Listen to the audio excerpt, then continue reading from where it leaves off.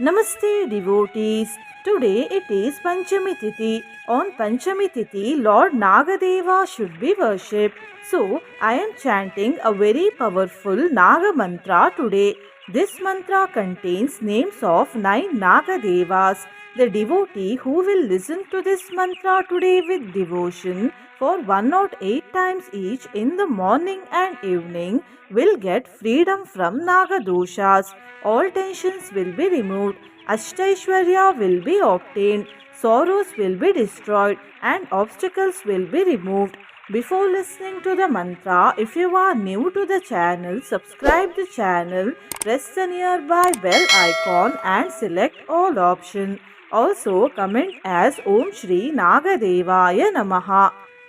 अनन्तं वासुकिं शेषं पद्मनाभं च कम्बलं शङ्खपालं धार्तराष्ट्रं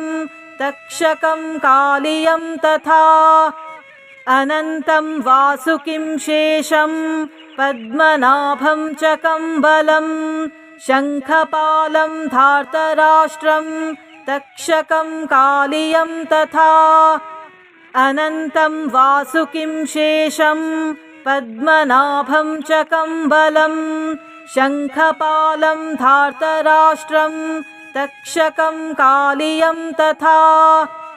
अनन्तं वासुकिं शेषं पद्मनाभं च कम्बलं शङ्खपालं धार्तराष्ट्रं तक्षकं कालियं तथा अनन्तं वासुकिं शेषं पद्मनाभं च कम्बलं शङ्खपालं धार्तराष्ट्रं तक्षकं कालियं तथा अनन्तं वासुकिं शेषं पद्मनाभं च कम्बलं शङ्खपालं धार्तराष्ट्रं तक्षकं कालियं तथा अनन्तं वासुकिं शेषं पद्मनाभं च कम्बलं शङ्खपालं धार्तराष्ट्रं तक्षकं कालियं तथा अनन्तं वासुकिं शेषं पद्मनाभं च कम्बलं शङ्खपालं धार्तराष्ट्रं तक्षकं कालियं तथा अनन्तं वासुकिं शेषं पद्मनाभं च कम्बलं शङ्खपालं धार्तराष्ट्रं तक्षकं कालियं तथा अनन्तं वासुकिं शेषं पद्मनाभं च कम्बलं शङ्खपालं धार्तराष्ट्रं तक्षकं कालियं तथा अनन्तं वासुकिं शेषं पद्मनाभं च कम्बलं शङ्खपालं धार्तराष्ट्रं तक्षकं कालियं तथा अनन्तं वासुकिं शेषं पद्मनाभं च कम्बलं शङ्खपालं धार्तराष्ट्रं तक्षकं कालियं तथा अनन्तं वासुकिं शेषं पद्मनाभं च कम्बलं शङ्खपालं धार्तराष्ट्रं तक्षकं कालियं तथा अनन्तं वासुकिं शेषं पद्मनाभं च कम्बलं शङ्खपालं धार्तराष्ट्रं तक्षकं कालियं तथा अनन्तं वासुकिं शेषं पद्मनाभं च कम्बलं शङ्खपालं धार्तराष्ट्रं तक्षकं कालियं तथा अनन्तं वासुकिं शेषं पद्मनाभं च कम्बलं शङ्खपालं धार्तराष्ट्रं तक्षकं कालियं तथा अनन्तं वासुकिं शेषं पद्मनाभं च कम्बलं शङ्खपालं धार्तराष्ट्रं तक्षकं कालियं तथा अनन्तं वासुकिं शेषं पद्मनाभं च कम्बलं शङ्खपालं धार्तराष्ट्रं तक्षकं कालियं तथा अनन्तं वासुकिं शेषं पद्मनाभं च कम्बलं शङ्खपालं धार्तराष्ट्रं तक्षकं कालियं तथा अनन्तं वासुकिं शेषं पद्मनाभं च कम्बलं शङ्खपालं धार्तराष्ट्रं तक्षकं कालियं तथा अनन्तं वासुकिं शेषं पद्मनाभं च कम्बलं शङ्खपालं धार्तराष्ट्रं तक्षकं कालियं तथा अनन्तं वासुकिं शेषं पद्मनाभं च कम्बलं शङ्खपालं धार्तराष्ट्रं तक्षकं कालियं तथा अनन्तं वासुकिं शेषं पद्मनाभं च कम्बलं शङ्खपालं धार्तराष्ट्रं तक्षकं कालियं तथा अनन्तं वासुकिं शेषं पद्मनाभं च कम्बलं शङ्खपालं धार्तराष्ट्रं तक्षकं कालियं तथा अनन्तं वासुकिं शेषं पद्मनाभं च कम्बलं शङ्खपालं धार्तराष्ट्रं तक्षकं कालियं तथा अनन्तं वासुकिं शेषं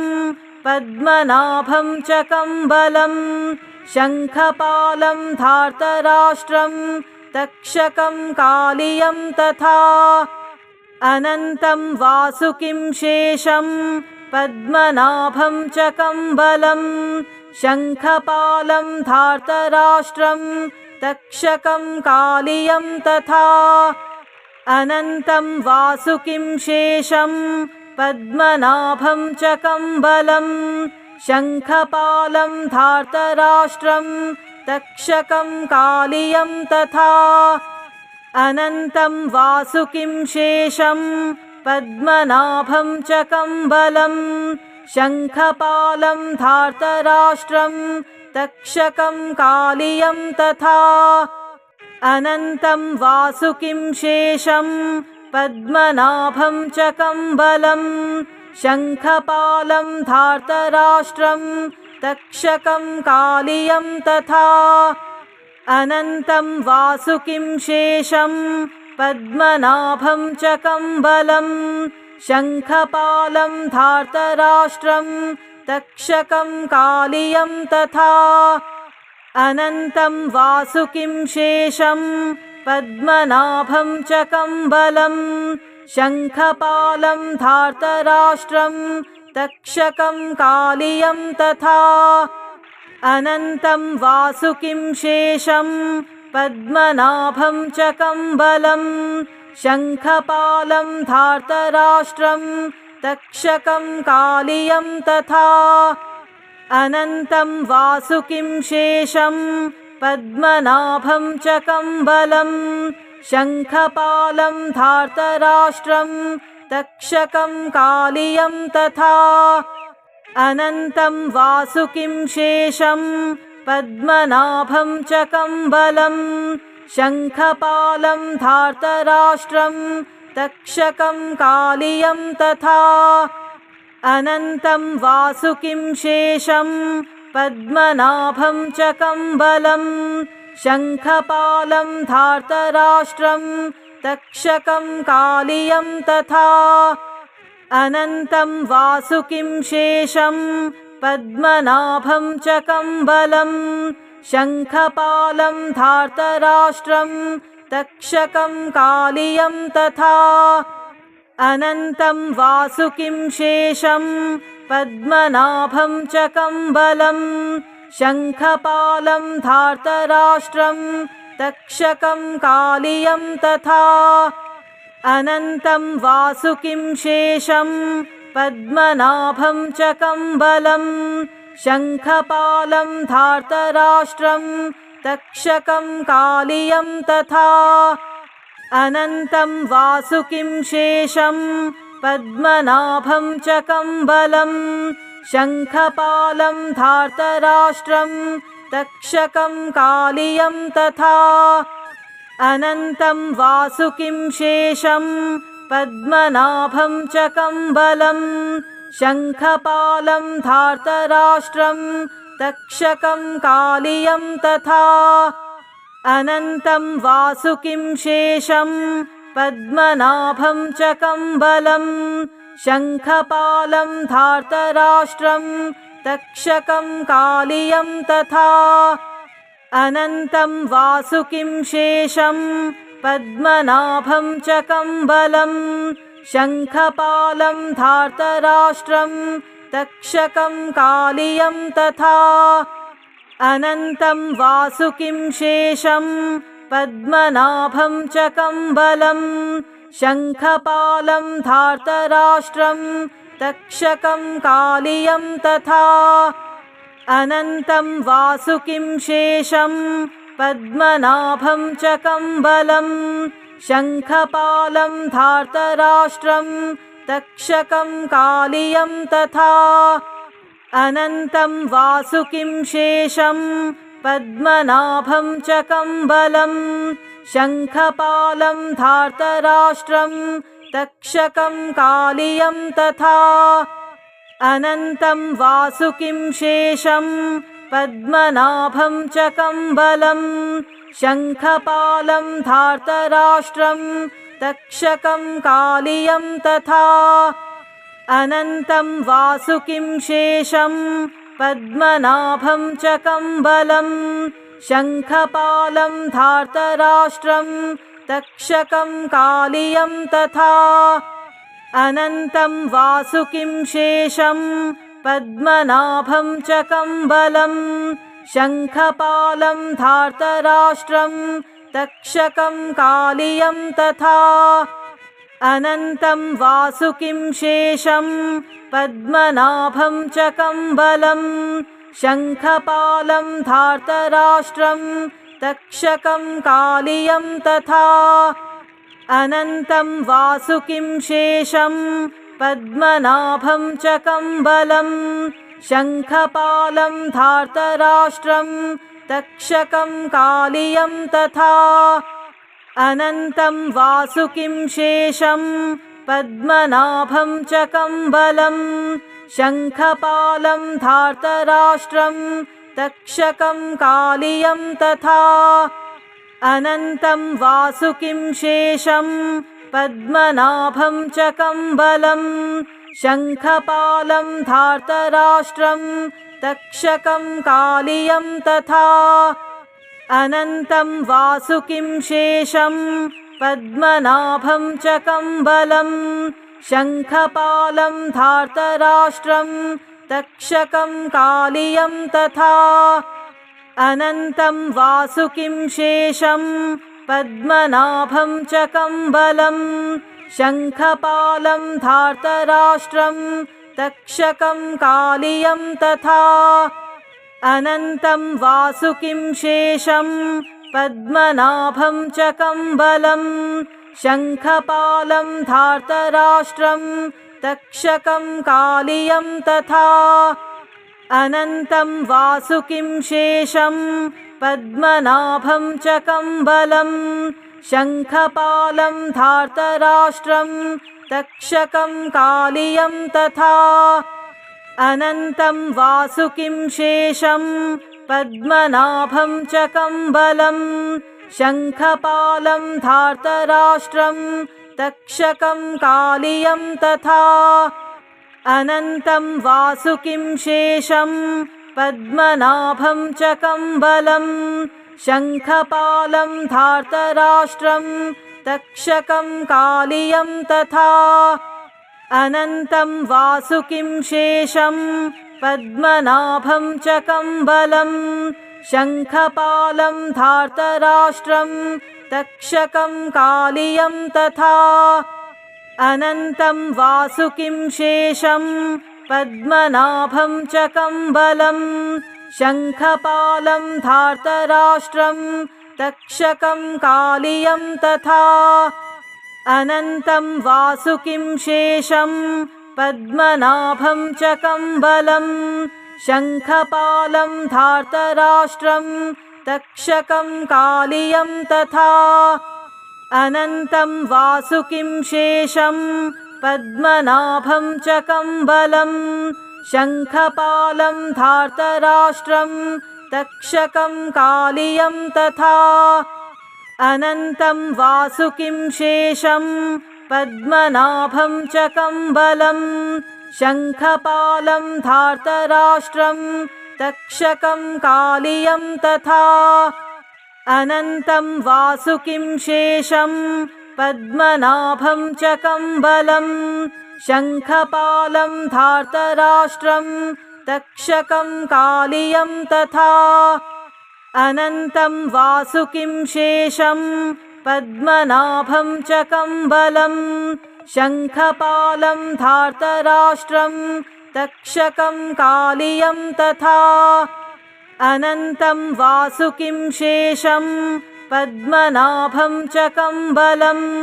शङ्खपालं धार्तराष्ट्रं तक्षकं कालियं तथा अनन्तं वासुकिं शेषं पद्मनाभं च कम्बलं शङ्खपालं धार्तराष्ट्रं तक्षकं कालियं तथा अनन्तं वासुकिं शेषं पद्मनाभं च कम्बलं शङ्खपालं धार्तराष्ट्रं तक्षकं कालियं तथा अनन्तं वासुकिं शेषं पद्मनाभं च कम्बलं शङ्खपालं धार्तराष्ट्रं तक्षकं कालियं तथा अनन्तं वासुकिं शेषं पद्मनाभं च कम्बलं शङ्खपालं धार्तराष्ट्रं तक्षकं कालियं तथा अनन्तं वासुकिं शेषं पद्मनाभं च कम्बलं शङ्खपालं धार्तराष्ट्रं तक्षकं कालियं तथा अनन्तं वासुकिं शेषं पद्मनाभं च कम्बलं शङ्खपालं धार्तराष्ट्रं तक्षकं कालियं तथा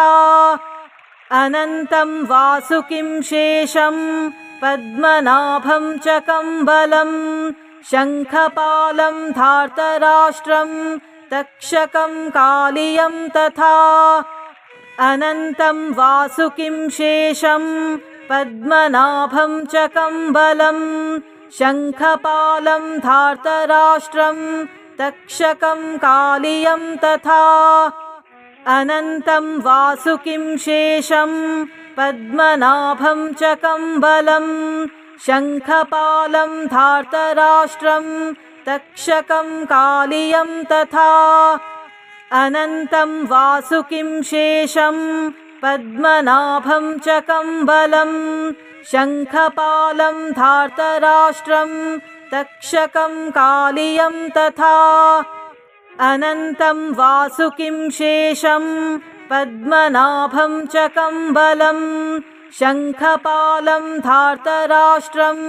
तक्षकं कालियं तथा अनन्तं वासुकिं शेषं पद्मनाभं च कम्बलं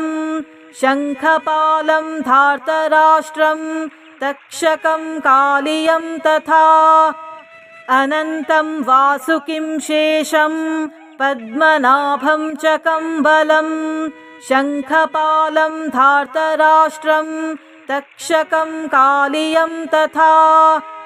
अनन्तं वासुकिं शेषं पद्मनाभं च कम्बलं शङ्खपालं धार्तराष्ट्रं तक्षकं कालियं तथा अनन्तं वासुकिं शेषं पद्मनाभं च कम्बलं शङ्खपालं धार्तराष्ट्रं तक्षकं कालियं तथा अनन्तं वासुकिं शेषं पद्मनाभं च कम्बलं शङ्खपालं धार्तराष्ट्रं तक्षकं कालियं तथा अनन्तं वासुकिं शेषं पद्मनाभं च कम्बलं शङ्खपालं धार्तराष्ट्रं तक्षकं कालियं तथा अनन्तं वासुकिं शेषं पद्मनाभं च कम्बलं शङ्खपालं धार्तराष्ट्रं तक्षकं कालियं तथा अनन्तं वासुकिं शेषं पद्मनाभं च कम्बलं शङ्खपालं धार्तराष्ट्रं तक्षकं कालियं तथा अनन्तं वासुकिं शेषं पद्मनाभं च कम्बलं शङ्खपालं धार्तराष्ट्रं तक्षकं कालियं तथा अनन्तं वासुकिं शेषं पद्मनाभं च कम्बलं शङ्खपालं धार्तराष्ट्रं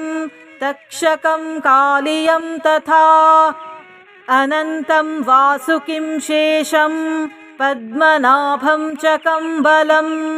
शङ्खपालं धार्तराष्ट्रं तक्षकं कालियं तथा अनन्तं वासुकिं शेषं पद्मनाभं च कम्बलं शङ्खपालं धार्तराष्ट्रं तक्षकं कालियं तथा अनन्तं वासुकिं शेषं पद्मनाभं च कम्बलं शङ्खपालं धार्तराष्ट्रं तक्षकं कालियं तथा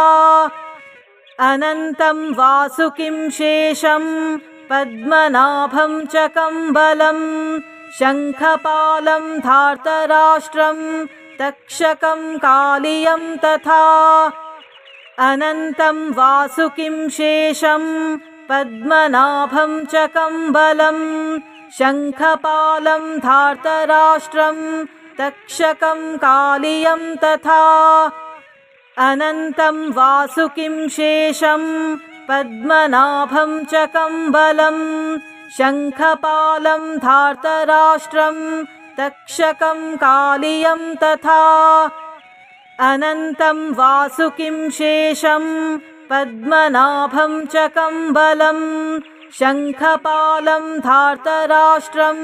तक्षकं कालियं तथा अनन्तं वासुकिं शेषं पद्मनाभं च कम्बलं शङ्खपालं धार्तराष्ट्रं तक्षकं कालियं तथा अनन्तं वासुकिं शेषं पद्मनाभं च कम्बलं शङ्खपालं धार्तराष्ट्रं तक्षकं कालियं तथा अनन्तं वासुकिं शेषं पद्मनाभं च कम्बलं शङ्खपालं धार्तराष्ट्रं तक्षकं कालियं तथा अनन्तं वासुकिं शेषं पद्मनाभं च कम्बलं शङ्खपालं धार्तराष्ट्रं तक्षकं कालियं तथा अनन्तं वासुकिं शेषं पद्मनाभं च कम्बलं शङ्खपालं धार्तराष्ट्रं तक्षकं कालियं तथा अनन्तं वासुकिं शेषं पद्मनाभं च कम्बलं शङ्खपालं धार्तराष्ट्रं तक्षकं कालियं तथा अनन्तं वासुकिं शेषं पद्मनाभं च कम्बलं शङ्खपालं धार्तराष्ट्रं तक्षकं कालियं तथा अनन्तं वासुकिं शेषं पद्मनाभं च कम्बलं शङ्खपालं धार्तराष्ट्रं तक्षकं कालियं तथा अनन्तं वासुकिं शेषं पद्मनाभं च कम्बलं शङ्खपालं धार्तराष्ट्रं तक्षकं कालियं तथा अनन्तं वासुकिं शेषं पद्मनाभं च कम्बलं शङ्खपालं धार्तराष्ट्रं तक्षकं कालियं तथा अनन्तं वासुकिं शेषं पद्मनाभं च कम्बलं शङ्खपालं धार्तराष्ट्रं तक्षकं कालियं तथा अनन्तं वासुकिं शेषं पद्मनाभं च कम्बलं शङ्खपालं धार्तराष्ट्रं तक्षकं कालियं तथा अनन्तं वासुकिं शेषं पद्मनाभं च कम्बलं शङ्खपालं धार्तराष्ट्रं तक्षकं कालियं तथा